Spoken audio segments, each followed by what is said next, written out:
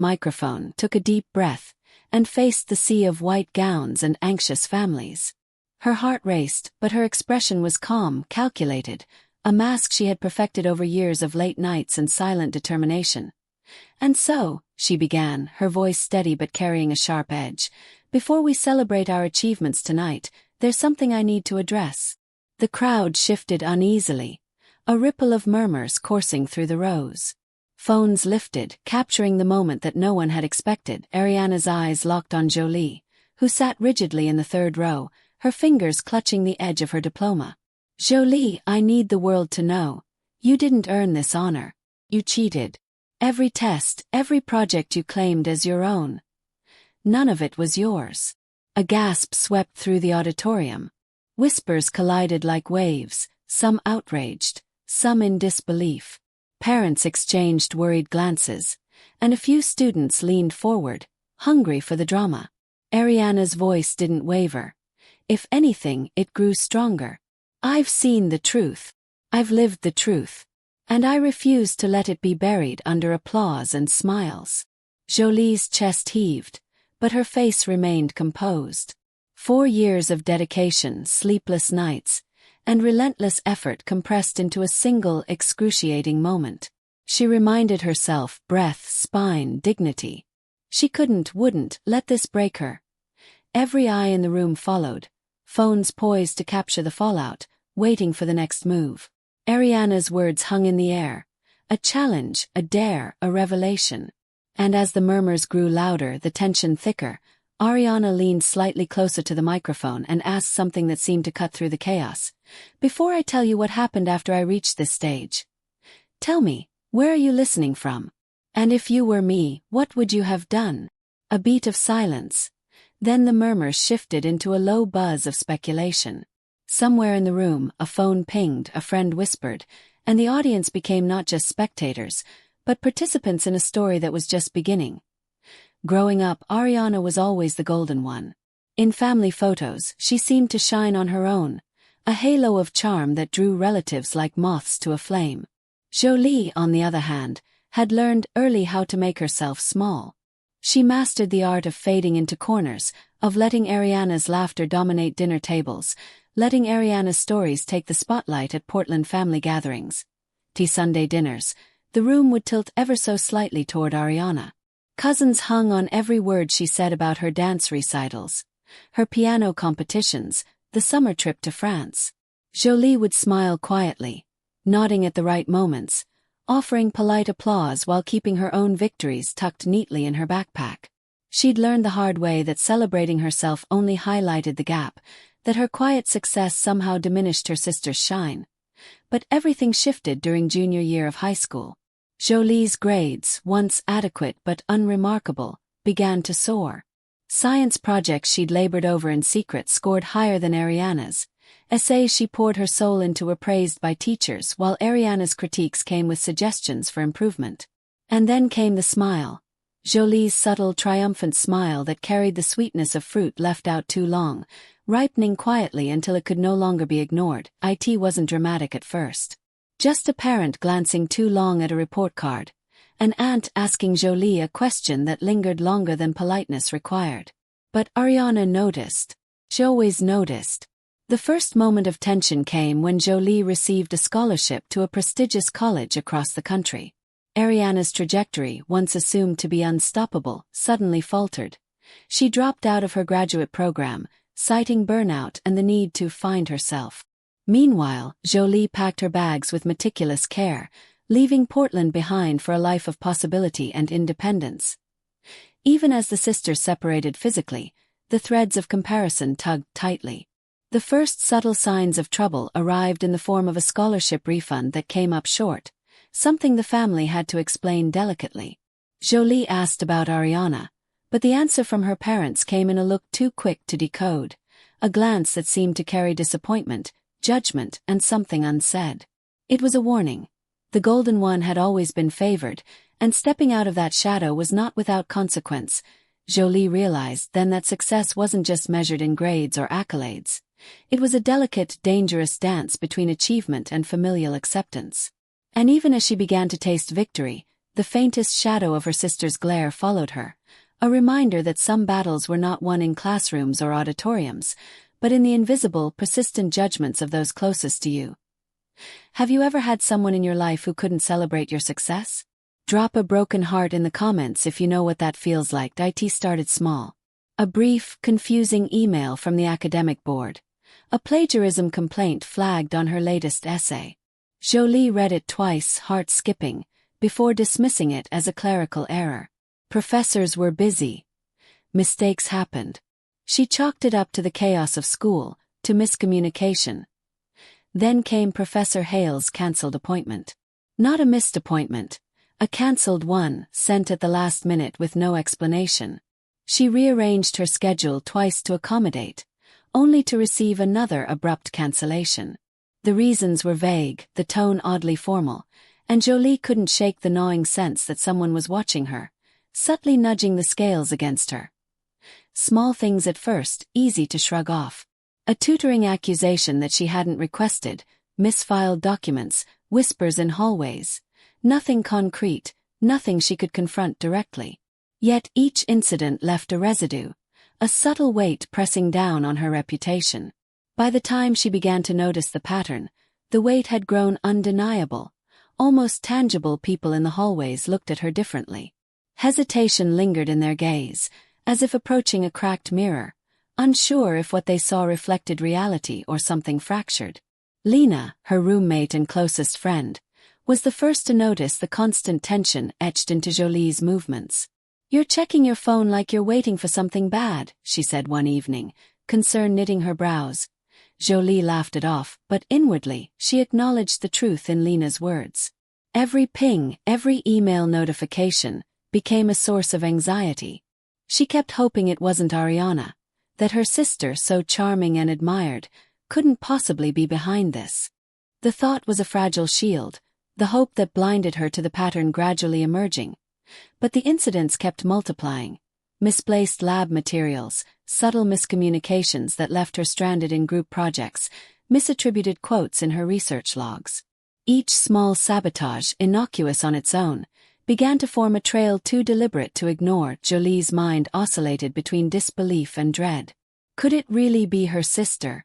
She wanted to believe the golden one, the sister she had looked up to for so long, couldn't be capable of orchestrating something so methodical.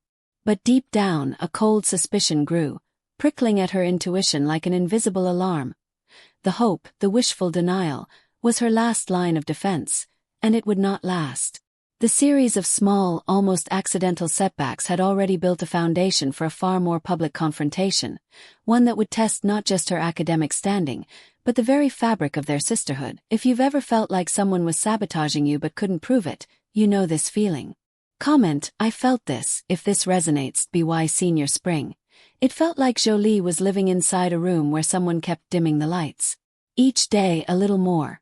Scholarship adjustments that didn't make sense, forms that vanished from her portal, a locked campus account that refused to acknowledge her existence. It was subtle, frustrating, relentless. She started measuring time by setbacks, by the weight of invisible hands nudging her off balance. Professor Hale called her into his office one Thursday. His expression was a mixture of sympathy and concern. "Someone claims you plagiarized your thesis," he said softly. "I don't believe it. I'm telling you so you can prepare." His words were meant to alert her, but they landed like stones in her chest. The warning carried the uncomfortable suggestion that no matter her innocence, damage could, and would, be done. Even whispers in hallways felt amplified. Classmates' glances lingered just a moment too long. Lena, usually a pillar of confidence beside her, hesitated more than once. "Are you sure it's not just stress?" Lena asked, a note of doubt in her voice. Jolie wanted to shake her head to tell her she knew, but the truth was still too raw, too fragile to name aloud. The breaking point came on a Thursday evening. Jolie had been waiting for hours to meet with her capstone advisor, an appointment crucial to finishing her project on time. Finally, she opened her inbox and froze. There it was. An email, perfectly formatted, sent in her name, canceling the meeting. Her hands shook as she read it again. The tone wasn't mine. The phrasing wasn't mine. But the damage was very much mine. The realization hit with a physical thud. All the late nights, all the whispers, all the inexplicable setbacks, they were no accidents. Someone had orchestrated this. Someone she knew. Memories came flooding back like shards of glass she had carefully ignored. Ariana's backhanded comments about her grades, sharp smiles whenever Jolie mentioned a personal achievement, subtle comparisons woven into casual conversation. It all lined up in a cruel pattern. That evening, she cornered her father during dinner. "Has Ariana been tense?" she asked carefully. He looked up, hesitant, then sighed. "She's been tense. Said you get everything handed to you. No lecture, no sugarcoating, just a glimpse of acknowledgement." The decision crystallized in that moment. Jolie couldn't stay passive any longer.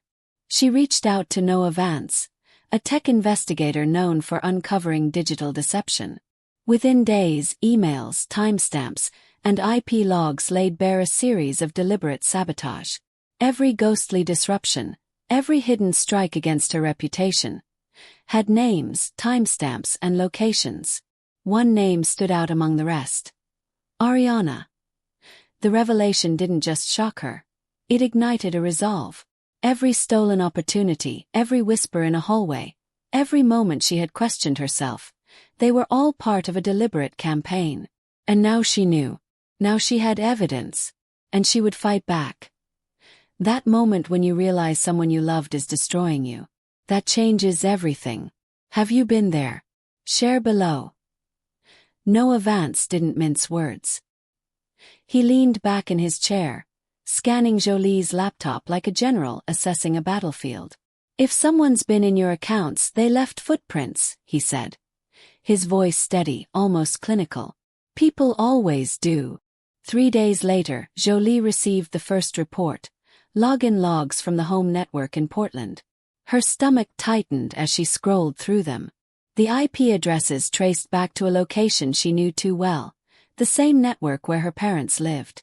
Every suspicious email, every rerouted document, every subtle sabotage now had a tangible source. IT didn't stop there. Noah's analysis uncovered a series of rerouted scholarship payments, mirrored email addresses, and carefully crafted digital manipulations. "That's intentional," Noah said, tapping on the screen. "Look at this phrasing, it's surgical. Whoever did this planned it down to the letter." Jolie felt a strange mixture of fury and clarity. The invisible strings she'd been chasing for months were finally visible, and the hands manipulating them were unmistakably familiar. That evening, she cornered her father in the driveway. "Dad, there's something going on with the accounts," she began cautiously, not revealing everything. His response was almost reflexive, protective, tinged with denial. "Ariana's complicated, not cruel," he said, his voice tight with loyalty. Jolie nodded, silently recording every word. It wasn't malice that made him hesitant. It was his belief in the Golden Sister, a belief she intended to dismantle with facts, not anger. Next came the meeting with attorney Mira Reyes, a formidable presence who had dealt with corporate and academic disputes alike. Mira leaned forward, eyes sharp. "When do you want this to stop?" she asked. Jolie didn't hesitate. "When it's no longer just me she can hurt," she said, her voice steady for the first time in months. The words weren't just a demand, they were a strategy. From that point, everything shifted. Jolie wasn't reacting anymore. She was preparing. The sleepless nights filled with dread transformed into meticulous planning, organizing evidence, rehearsing how she would present her case, and ensuring that every email, every timestamp, every piece of digital sabotage was accounted for. 2 weeks before graduation, Jolie held a sealed envelope in her hands. It contained the culmination of months of investigation, proof of the manipulation, meticulously organized and verified. For the first time in months, she felt something other than fear. She felt direction. Each step forward was no longer dictated by anxiety or betrayal. It was dictated by purpose. Jolie's transformation was subtle but undeniable. She had gone from the quiet, cautious sister, shrinking in shadows, to a strategist with clear eyes and a determined heart. Graduation wasn't just a milestone. It was a battlefield she was prepared to navigate with evidence, composure, and resolve. Sometimes you have to stop hoping they'll change and start protecting yourself. If you've made that choice, comment "never again" below. The 2 weeks before graduation passed like living in 2 timelines at once. By day, Jolie moved through classes and final projects with practiced composure. By night, she meticulously reviewed her evidence, rehearsed her speech, and laid out the envelope containing months of proof along the lining of her graduation gown. Every timestamp, every manipulated email, every rerouted scholarship payment was accounted for. "My hands didn't shake, not anymore," she thought as she carefully tucked the envelope into her gown.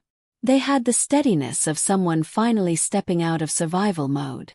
Fear, uncertainty, and betrayal had been replaced by clarity, strategy, and a quiet anticipation. When Ariana arrived that morning, it was impossible to ignore her presence. Dressed like someone hosting the event rather than attending it, a crisp white blazer, dramatic makeup, and a confidence that seemed to command the room, she moved through the crowd with calculated charm. "Congrats. Big day," she said to Jolie, her voice coated in faux warmth. "Yeah. Huge," Jolie replied, her own tone even measured. But there was no mistaking the plan in Ariana's eyes. She hadn't come to celebrate. She had come to strike. Jolie's gaze shifted to Dean Matthews, who gave a slight nod. They had spoken the night before. He knew everything: the sabotage, the emails, the manipulation. He understood the gravity of the moment. The auditorium fell silent as the procession began. The scrape of the chair beneath the podium echoed like a signal through the tense air. Ariana's public accusation, the same words meant to humiliate and unseat her, was delivered with practiced venom. But Jolie's response was deliberate. Every step down the aisle felt deliberate, measured. Her gown swished softly against the polished floor, each movement signaling confidence, control, and inevitability. She reached the podium, unclipped the microphone, and waited for the murmurs to subside. With a quiet, almost imperceptible gesture, she gave Dean Matthews a subtle nod. The envelope, marked A19, had been placed under her seat as instructed. The dean's calm acknowledgement was the quiet beginning of the end. As Ariana scanned the room, expecting support, she noticed the subtle shift in energy. The whispers, the sidelong glances, the way security moved discreetly into position. The moment of realization hit her. The room was no longer hers. Panic flickered across her carefully curated expression. Security approached, guiding Ariana toward the exit as her confidence crumbled. Her voice cracked with desperation. "You think this is over, Jolie?" she demanded, the calculated facade giving way to raw vulnerability. Jolie's eyes remained steady. She had prepared for this for months. The evidence, the plan, the quiet strategy, all of it had led to this moment. Ariana's public persona, once untouchable, now unraveled before everyone she had sought to impress and manipulate. For the first time, Jolie felt the full weight of control restored. The room, once a space where whispers and sabotage followed her, now recognized her authority, not through loud confrontation, but through careful, precise preparation. Justice doesn't always come from fighting back loudly. Sometimes it comes from being prepared. Hit like if you believe in strategic revenge. Backstage, after the auditorium emptied and the applause faded into echoes, Jolie met Dean Matthews near the edge of the stage. The envelope, marked A19, felt heavier in her hands than it had in her gown. She handed it over. "This is serious," Dean said quietly, lifting his glasses to scan the document. "So was what she did," Jolie replied, her voice calm, unwavering. There was no triumph in her tone, only measured truth, the weight of months of preparation distilled into a single silent declaration. Attorney Mira Reyes joined them, scanning the envelope's contents with professional precision. "She won't be able to spin this," Mira said. "Every timestamp, every email, every redirected scholarship, it's all here, airtight." Jolie felt a quiet relief settle in. After months of fear and doubt, the facts were finally on her side. The next morning, the university launched a formal investigation. The academic board confirmed what Jolie already suspected. Ariana had accessed accounts without authorization, rerouted scholarship payments, and fabricated emails designed to sabotage her sister's work and reputation. The findings were undeniable. The consequences were swift. Ariana was banned from campus immediately and referred for civil action to address the financial manipulations. For the first time, the Golden Sister faced accountability for the web of control she had woven for years. Jolie's parents were left to grapple with their own reactions: shock, denial, and eventually, quiet acceptance. The paperwork left no room for imagination. Even her father, who had long defended Ariana's complications, made a call that afternoon. "I should have seen it," he admitted, voice heavy with regret. Jolie's response was not anger but grace. Ariana had always known how to hide in the spaces where love blurred into assumption, she told herself. It was a recognition that, for years, she had navigated a world where affection came with strings and visibility was conditional. Now that shadow no longer defined her, and the weeks that followed, Jolie carved out a new life in Corvallis. Mornings were bathed in sunlight filtering through second-hand curtains. A modest wooden table, purchased from a local thrift store, became her workspace. An adopted cat, curled lazily in the corner, offered quiet companionship and unconditional presence. Her days were simple, shaped by choice, not fear. The space Ariana once filled with chaos became something gentler, something intentionally her own reflection. Jolie understood that telling the truth wasn't about winning. It was about stepping out of the shadows someone else built. Ariana's choices shaped my pain, she thought, but they don't shape my future. I built that myself. Every carefully laid plan, every cautious step, and every act of preparation had culminated not just in vindication, but in reclaiming her life. If you've ever had to stand up to someone who should have protected you, you're not alone. Share your story in the comments. I read them. Which part of this story hit you hardest? Was it the public accusation, the investigation, or the final vindication? Hit subscribe so you don't miss the next story. These aren't just stories. They're reminders that you have the power to reclaim your narrative. And when you're ready, watch this next story about another person who fought back and won.